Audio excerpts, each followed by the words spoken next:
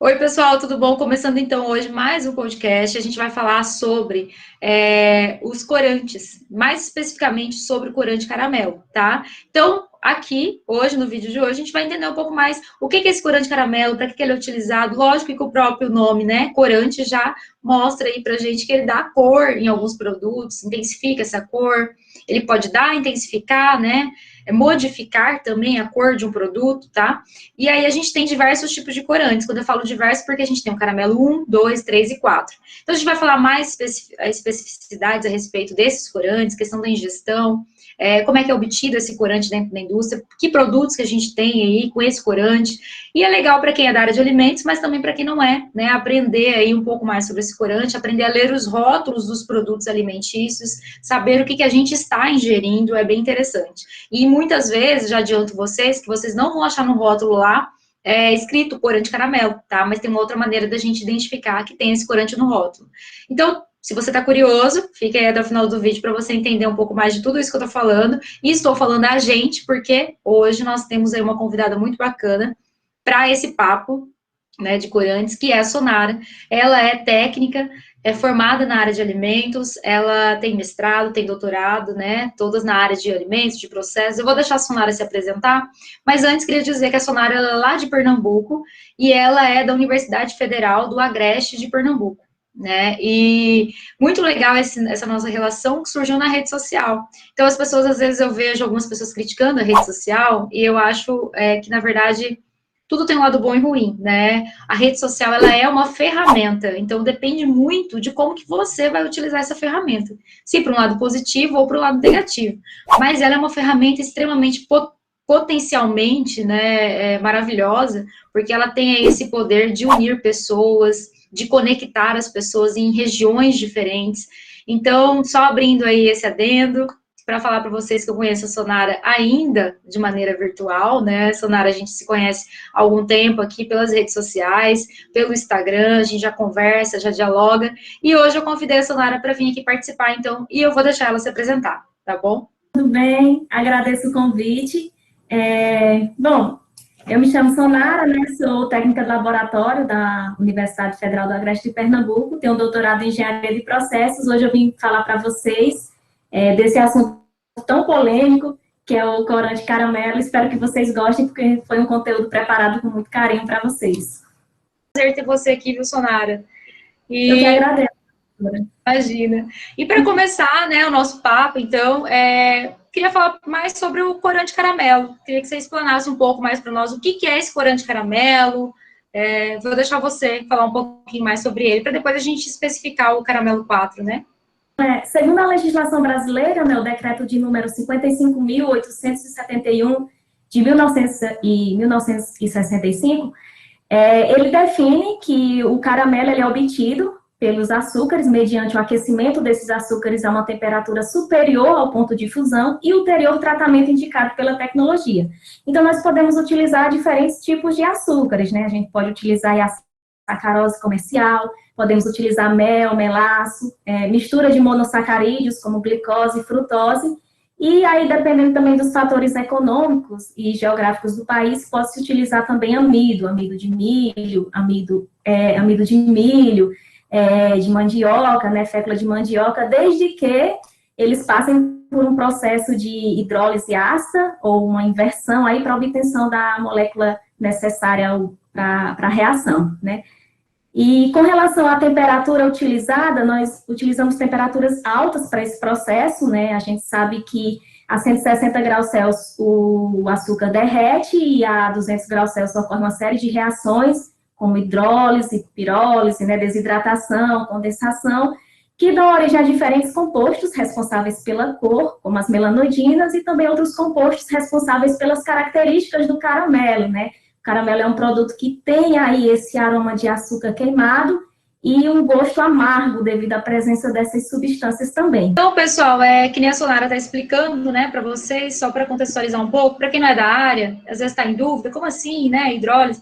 É como você pegar uma sacarose, por exemplo, você começar a aquecer ela em altas temperaturas, vai acontecer ali algumas reações químicas, né, a Sonara já vai falar sobre isso, e a gente vai tendo, então, modificações aí, e aí vai gerando, então, corante, né, e vai escurecendo. Mesma coisa você pegar o caramelo na sua casa e ir aquecendo, você vai ver que vai tendo uma transformação ali, e vai tendo um escurecimento gradual, né, daquele caramelo.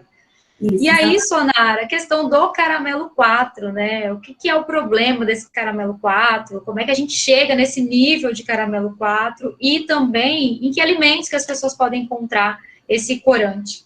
Então, como eu falei, o corante caramelo, ele é utilizado para colorir, intensificar e realçar, né, a cor dos alimentos nesse aspecto de cor que varia do amarelo palha ao marrom escuro, quase negro.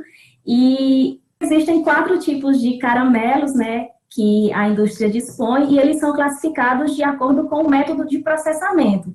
No caramelo da classe 1, também chamado de caramelo simples ou caramelo vulgar, né, ele é obtido a partir do aquecimento desses açúcares com ou sem substâncias ácidas ou alcalinas no meio. Então, a indústria pode utilizar aí o ácido sulfúrico, o ácido cítrico de grau alimentício, né?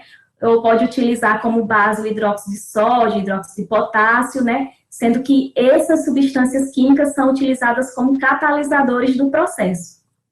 No caramelo da classe 2, chamado de caramelo sulfito cáustico, ele é preparado pelo mesmo processo, né, pelo aquecimento dos carboidratos com ou sem substâncias ácidas ou alcalinas no meio, e nesta classe, obrigatoriamente, a gente tem que ter a presença de compostos de sulfito, né, então a indústria aí utiliza o ácido sulfuroso, o gás sulfídrico, para fornecer aí essa molécula para esse tipo de caramelo. No caramelo tipo 3, também chamado de caramelo amoniacal, ele é preparado pelo aquecimento de carboidratos com ou sem substâncias ácidas ou alcalinas no meio e na presença aí de compostos de amônia, né, como, por exemplo, o hidróxido de amônia, todos de grau alimentício, que é utilizado aí para conferir essa característica ao caramelo tipo 3. E, por fim, mas não menos importante, a gente tem o caramelo da classe 4, que é chamado caramelo sulfito de amônio, né? Ele é preparado pelo mesmo processo, aquecimento dos açúcares com ou sem as substâncias ácidas ou alcalinas no meio, e o diferencial é que é permitido tanto compostos de amônia quanto de sulfito nesse tipo de caramelo, né? E uma classificação importante, que é a resolução de número 44 da CNMPA de 1997, é que ela classifica que o corante caramelo tipo 1, por ser obtido de forma mais simples, ele é classificado como um corante natural, ao passo que os demais tipos de caramelo, né, o 2, 3 e 4, eles são caracterizados como corante orgânico sintético idêntico ao natural. Essas substâncias químicas que são adicionadas ao caramelo, além de servir como aceleradores do processo, né, catalisadores, eles também conferem uma carga elétrica ao produto. E essa carga elétrica é muito importante porque ela dita em quais alimentos esses caramelos podem ser adicionados. Por exemplo, o caramelo tipo 1, né, ele tem uma carga elétrica ligeiramente negativa, né? A gente sabe que nesse tipo de caramelo há uma menor quantidade de substâncias químicas, então isso confere uma carga ligeiramente negativa.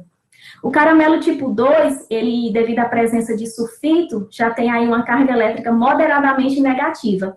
E essas duas classes, 1 e 2, eles podem ser utilizados em bebidas de alto teor alcoólico, como, por exemplo, eu citei aí o rum, que tem um teor alcoólico que varia de 35% a 70%. Então, nesse ambiente, o corante caramelo da classe 1 e 2 apresenta uma boa estabilidade, né?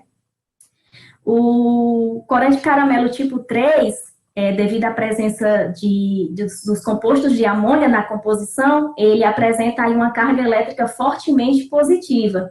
E neste caso, a gente aplica esse tipo de corante para alimentos proteicos, né? Porque as proteínas dos alimentos também têm uma carga elétrica positiva. Então, é muito importante essa compatibilidade entre as cargas, né, do corante e do alimento, para que haja um estado de repulsão, né, dentro do alimento, né? Caso contrário, se eu adicionar uma carga elétrica diferente, né, do alimento, vai ocorrer aí uma sedimentação, uma precipitação, uma formação de fase, tanto no momento em que eu adiciono o caramelo, quanto durante a vida de prateleira do produto. Ah, então é isso, Nara. Só, desculpa te interromper aí, mas então é importante essa questão da carga elétrica, né? De Muito cada importante. composto, porque é ele Muito, que vai definir, então, onde a gente vai colocar esse corante, né? E às vezes o isso. pessoal fala, ah, mas para que essa carga elétrica, né? É química, gente. Tudo é química, né? Tudo tem um sentido, né? É. E o corante caramelo tipo 4, né, devido à presença aí desses compostos de sulfito e de amônia na formulação, isso confere ao corante uma carga fortemente negativa, né, o que o torna bastante compatível com alimentos de baixo pH, como, por exemplo, os refrigerantes. Então, a indústria de alimentos, em especial o ramo de bebidas, né, são os maiores consumidores do corante caramelo tipo 4, porque ele é utilizado tanto para colorir quanto exerce outras funções nesse tipo de alimento. O corante caramelo tipo 4, ele tem um efeito também de emulsificante nessas bebidas, principalmente os refrigerantes de cola, porque durante a formulação existem óleos aromáticos dos próprios ingredientes lá da formulação da bebida. E esses óleos aromáticos, por ter uma natureza lipídica, né, não é miscível no ambiente aquoso da bebida, sendo necessário aí um emulsificante. Como não podemos utilizar um agente de massa, como normalmente é encontrado em outros alimentos, né, a gente adiciona aí o corante caramelo tipo 4, que ele faz aí essa diluição, né, dos óleos aromáticos no meio aquoso da bebida. Além disso, esse tipo de corante ele também atua na formação da espuma, que é uma característica desejável, né, para os refrigerantes, e também ele tem a propriedade de preservar esses óleos aromáticos, principalmente em refrigerantes que são embalados, armazenados, acondicionados em recipiente de vidro, claro, né, então ele impede aí que a luz degrada esses componentes responsáveis aí pelo aroma, pelo sabor do Nossa, produto. que interessante, né? Então quer dizer que ele auxilia, porque assim, a gente sabe que a luz, né, diretamente incidindo ali naquela embalagem transparente, a gente vai poder ter algumas alterações químicas, né? Então ele serve como uma proteção, então poderíamos dizer assim. Ele protege, ele Nossa, que protege. legal. Por isso que ele é tão empregado na indústria de bebidas, Principalmente de bebidas, né? Os principalmente de bebidas. refrigerantes. E aí eu já ia até te falar, te perguntar essa questão de quais alimentos, né? Acho que quem está assistindo às vezes vai pensar, mas só no refrigerante que a gente encontra esse caramelo? Quais alimentos que a gente tem também aí, que a gente pode encontrar? É uma gama, existe uma variedade de alimentos onde pode ser aplicado os corantes caramelos. Eles são aplicados em bebidas alcoólicas, não alcoólicas, como foi citado, em achocolatados, né, para conferir aquela cor do cacau, né, no produto. Bolacha também, né? Bolacha. Isso, principalmente os sabores chocolates, né, eles podem ser encontrados em condimentos, o vinagre balsâmico também é encontrado, esse tipo de produto. E, inclusive, também até em alimentos que são fornecidos a animais, também é adicionado o corante caramelo. Pois é, para dar aquela corzinha caramelo, né? Bonitinha para o produto. Mas aí eu já te faço uma outra questão. Então a gente já falou para o pessoal, né? O que é o corante, para que ele serve, aonde ele é empregado. E aí eu acho que vem a pergunta que talvez as pessoas com certeza já devem estar se fazendo, né? Faz mal? Esse corante, ele faz mal? Existem estudos que falam sobre isso? Ele é permitido no Brasil? Como é que é essa questão da permissão dele? Então, com relação ao consumo, né, desses produtos, eu trouxe aí nessas duas colunas os valores da ingestão diária aceitável e o limite máximo permitido na formulação do alimento, segundo a legislação vigente. A ingestão diária aceitável é a quantidade desse composto que pode ser consumido ao dia, durante todos os dias, sem que dessa forma cause nenhum prejuízo de natureza toxicológica. Então, a gente vê aí que existem valores diferentes, né, para as 4 classes de caramelo. O caramelo tipo 1 tem um valor ilimitado, né, não há aí um limite aí específico para esse tipo de produto. Isso não quer dizer que ele seja saudável. Isso quer dizer apenas que durante o processamento não há formação de nenhum composto tóxico, então não existe aí um limite para a ingestão desse produto. O caramelo tipo 2 tem uma ingestão diária aceitável de 160 miligramas por quilograma de peso corpóreo, e os do tipo 3 e 4 têm um valor aí de 200 miligramas por quilograma de peso corpóreo. Isso significa que, fazendo as contas, né, um indivíduo de 60 quilos pode consumir aí 12 gramas de corante, desses corantes da classe 3 e 4 ao dia, durante todos os dias de sua vida, e nessa quantidade não vai exercer aí nenhum efeito tóxico no organismo desses indivíduos, segundo os dados disponibilizados pelo GECFA, né, que é um comitê de peritos formado pelo pessoal da FAO e da OMS, que estabeleceu esses valores e que a nossa legislação utiliza-se desses valores para estabelecer as nossas diretrizes, né, aqui no país. Já com relação ao processamento, né, o limite máximo permitido para os caramelos da classe 1 é quantos SATs, né? Esse valor indica que ele pode ser adicionado aí à vontade, né? De acordo com o processamento para se obter aí o efeito tecnológico adequado. Ao passo que os demais caramelos, o 2, 3 e 4, têm um valor máximo aí de 5 miligramas por 100 gramas ou por 100 ml, né? Que é o valor máximo que pode ser adicionado. E uma curiosidade é que as indústrias, elas afirmam que elas não ultrapassam esse limite, não chegam a utilizar esse valor máximo nas formulações dos alimentos, porque o corante caramelo, ele é autolimitante. Se for utilizada essa quantidade máxima no alimento, já dá um gosto amargo, né? Que é característico do produto. Só, desculpa, Sonara, tá te interrompendo, mas achei legal esses dados que você está trazendo, né? Dessa questão do consumo, quanto que a pessoa pode consumir por dia, né? E falar para as pessoas evitarem consumo em excesso de produtos processados, né, produtos industrializados, porque a gente não sabe quantas gramas ao certo a gente está ingerindo, né? Às vezes você consome uma bolacha, toma um refrigerante, e aí aquilo vai sendo cumulativo ao longo do dia. Então, assim, o correto é a gente sempre buscar alimentos que não sejam processados, né, ultraprocessados, buscar alimentos mais saudáveis, né? Não que não possa comer, poxa, então eu não posso comer uma bolachinha, não é isso que a gente está falando, né? Você pode, mas tem que ter limites aí de consumo. Tem pessoas que consomem o dia todo produtos industrializados, né? Acho que tem essa questão também a se pensar, né? E, desculpa te interromper, eu vou deixar você falar do caramelo 4 agora. Você me perguntou se ele é permitido em todos os países, né? Na verdade, o uso do corante caramelo, ele não tem um uso restrito, tá? Ele é aplicado em uma gama de produtos e ele é o corante mais utilizado, né, pela indústria de alimentos. Ele chega a fazer parte aí de cerca de 90% em peso de todos os corantes adicionados nos alimentos. E, segundo as legislações, né, no âmbito europeu, a gente tem aí a Autoridade Europeia de Segurança Alimentar, que ela avaliou esses corantes, essas classes de corantes em 2011, e não verificou, né, nenhum efeito tóxico, nenhum efeito genotóxico, e a Autoridade Europeia, então, estabeleceu limites de ingestão diária aceitável até maiores do que os que permitidos aqui no Brasil, né? Ela cita lá no campo da internet que a ingestão diária aceitável das 4 classes de corante caramelo é de 300 miligramas por quilograma. Já a FDA, eu não encontrei para vocês um valor específico, mas eu encontrei uma mensagem muito importante lá no site da FDA, onde ela diz que os corantes caramelos podem ser utilizados com segurança para colorir os alimentos em geral, né, desde que sejam utilizados aí de forma adequada, né, seguindo aí as boas práticas de fabricação. Então, o que eu posso dizer dessa pergunta que você me fez é que o corante caramelo, ele não tem um uso restrito, no entanto, os valores podem ser diferentes nos países, né, de acordo aí com as legislações de cada país.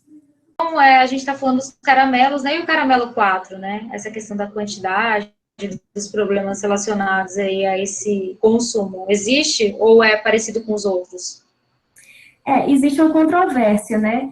Foi observado que no caramelo 4, no caramelo 3 e 4, que por sua vez são os caramelos mais utilizados pela indústria, há a formação de um composto, né, tóxico, que é o 4-metil-imidazol. Esse composto, até o momento, sabe-se que ele é formado durante a reação de Maillard, né? Que eu não mencionei anteriormente, mas que ocorre sim a reação de Maillard durante a produção dos caramelos, principalmente aqueles que contêm amônia, porque a gente aí tem O açúcar, né, que é precursor do processo, juntamente com o grupamento amino, na presença de do meio catalisador e do aquecimento. Então, inicialmente, aí, nesses grupos de caramelo 3 e 4, ocorre a reação de Maillard, e à medida que a gente fornece energia para o sistema, né, aumenta a temperatura, aí ocorre a caramelização. Então, 4-metil-imidazol é formado durante essa reação de Maillard, e vários estudos apontam que ele tem um potencial cancerígeno. Um dos estudos mais importantes, né, já divulgados, é o do Center for Science in the Public Interest, que é uma entidade norte-americana relacionada à defesa do consumidor, e eles fizeram testes com animais que eram submetidos ao consumo dessas substâncias, né, o 4-metil-imidazol, e foi verificado um aumento na incidência de tumores pulmonares nesses animais, né? Ainda segundo essa mesma pesquisa, né, eles analisaram um refrigerante de cola de uma marca bem conceituada, que são comercializados em diferentes países. Na verdade, eles verificaram esses refrigerantes em 9 países, como está mostrado aí na tabela. E o Brasil, ele apresenta a maior quantidade de 4-metil-imidazol no refrigerante, né? Já analisado por essa pesquisa. Então, veja, o consumidor brasileiro, ele está consumindo em maior quantidade esse composto, né, o 4-metil-imidazol, quando a gente compara aí com o valor que foi obtido na Califórnia, né? É uma diferença bem gritante. Então, é colocado, só interrompendo, colocado mais corante, então, nas bebidas brasileiras, em relação, nessa pesquisa foi apontado isso, é isso? Isso. É colocado maior quantidade? Entendi. É colocada maior quantidade de corante, especificamente do corante tipo 4, nessas bebidas, e, consequentemente, a gente tem uma maior concentração de 4-metil-imidazol. A resposta que a Autoridade em Vigilância de Alimentos nos deu nos fornece que esse composto, embora encontrado em maior quantidade, não chega a ser superior às doses recomendadas pela ingestão diária, né? A gente vê aí que o valor especificado na pesquisa foi 267 microgramas, né? Ao passo que a ingestão diária recomendável me dá um valor de 200 miligramas. Realmente está um pouco abaixo, mas não foi aí definido aí nenhum problema que possa ocasionar nesse produto a um longo período de tempo. Também não se sabe aí os efeitos que ele pode causar no organismo devido à acumulação desse composto também. É necessário mais estudos, né, para até ver essa questão toxicológica, cumulativa, né, mas já foi apontado que ele tem aí potencial, né, potencial para ser um composto carcinogênico, né, então é algo a se pensar. Inclusive, ele já foi listado na lista de substâncias com potencial cancerígeno. Pois é complicado, né, é polêmico, podemos dizer que é polêmico. Então, assim, bom, a gente já falou um pouco sobre o caramelo, já entendeu como é que é a formação, né, o que a legislação fala, existe um limite aí aceitável. As indústrias colocam esses limites, como você falou, em pequenas quantidades, né, então, a Anvisa vê isso como seguro, né, para ser consumido, porém, a gente não sabe aí a quantidade de consumo e nem a alimentação correta de cada indivíduo também, né? Então, eu acho que todas essas coisas têm que ser pontuadas e pensadas, né? Mas, falando tudo isso, eu queria aí que você me falasse, né, para finalizar, então, qual seria a sua sugestão para o consumidor que está assistindo o nosso vídeo, que está meio confuso, falou, pô, mas tem pesquisa que fala, mas o órgão regulamentador acha que não tem problema. Então, para esse consumidor que está meio perdido, assim, qual seria a sua sugestão enquanto formada na área de ciência e tecnologia de alimentos, né, enquanto doutora? Então, qual seria a sua opinião em relação a tudo isso que a gente está falando? Bom, devido a toda essa polêmica, né, que existe em torno desse corante caramelo, minha sugestão seria evitar. Porém, eu sei que é muito difícil evitar esses produtos, né, são muitos produtos onde o corante caramelo pode ser acrescentado, então fica aí a critério do consumidor, mas o que eu recomendo é que vocês leiam os rótulos, principalmente a lista de ingredientes, né, dos alimentos, porque o corante caramelo, como ele é um aditivo, ele obrigatoriamente tem que estar presente lá na lista de ingredientes do alimento. Muitas vezes você não vai encontrar o nome corante caramelo tipo 4, e sim o INS, que é o sistema numérico, né? E o corante caramelo está no número de 150, internacional, está no número de 150D. Então, fica aí a critério do consumidor. Eu, particularmente, evito, né? Mas aí ninguém sabe como vai cada um, né? Sim, o ideal é evitar, né? Esse podcast aqui é para mim. Você falou de uma marca bem conceituada, tipo Cola, eu consumo uma marca bem conceituada, tipo Cola, muito. E eu, inclusive, estou me policiando, né? Porque a gente, apesar de ser da área de alimentos e estudar alimentos, não significa que a gente tenha... Eu, particularmente, eu tento ter uma dieta mais equilibrada, mas eu consumo produtos que eu sei que, às vezes, não vão aí ser extremamente saudáveis para minha saúde, né? Mas é questão do sensorial e do hábito, né? Que é difícil de mudar. Mas fica a dica para mim, inclusive, meus alunos sabem disso, porque eu já entro na sala de aula com a latinha ali do lado. E a gente sabe que esses refrigerantes tipo cola, eles têm ali vários compostos ali que fazem até estimular, né, a pessoa ter cafeína, alguns refrigerantes, estimulam também a gente ainda a energia, né? Então tem várias questões aí que estão envolvidas dentro do composto químico ali para a fabricação do refrigerante. E lembrando que o vídeo não é para falar mal do refrigerante, né? É só um dos alimentos que a gente consegue encontrar aí esse caramelo, tá bom? Né, Sonara? A gente não está aqui falando mal do refrigerante hoje, né? Não. A gente está falando dos alimentos em geral. Quero agradecer a sua participação, agradecer o seu esclarecimento. Se você quiser deixar mais alguma mensagem para o pessoal sobre essa questão. Inclusive, pessoal, eu vou deixar aqui no bloco de informação. A Sonara, ela tem um canal também aqui no YouTube, né? Quem quiser estar indo lá seguir, quem quiser se inscrever, quem quiser saber da área de alimentos, estudar, né? O legal dos vídeos, eu sempre falo para a galera, é que o vídeo fica ali, né? Postado na rede. Quando a pessoa precisar, ela pode ir ali e ter acesso. Então, os vídeos são legais para você fazer banco de pesquisa, né? Só que a gente tem que ter cuidado com o que a gente assiste, sempre buscar aí pessoas que são da área, para a gente poder, então, ter conhecimentos mais científicos, né? Porque hoje em dia todo mundo entende alimento na rede social, todo mundo fala de alimento, mas a gente tem que ter cuidado com o que a gente vai estar buscando, né? Então, a Sonara tem o canal aqui no YouTube, vou deixar também o Instagram para quem quiser estar seguindo, né, Sonara? E se você quiser deixar aí mais uma mensagem também, para a gente poder finalizar esse vídeo. Espero que vocês tenham gostado, né, desse tipo de conteúdo, é um conteúdo bastante relevante e fico imensamente feliz pelo convite. Muito obrigada, professora. Obrigada a você. Obrigada a você, é um prazer, viu? Acho que é o primeiro de muitos aí que a gente pode estar fazendo. Inclusive, o pessoal pode estar deixando dicas, né, do que eles querem saber, para a gente poder estar falando mais coisas, né? Essa área de aditivos aí, ela é uma área extremamente extensa e polêmica. Eu vejo o pessoal falando muito que o aditivo químico faz mal, mas a gente precisa pontuar qual aditivo químico, né? Porque a gente tem diversos. Tem aditivos naturais, tem aditivos artificiais, né? Então, a gente tem várias classes, e não é todo aditivo que faz mal. Então, a gente tem que ter um pouco de cuidado na hora de falar de aditivo, né? Então, fica aí o meu convite estendido para você, para a gente poder fazer novos encontros e fazer novos papos legais aí, para estar instruindo também o pessoal a comprar.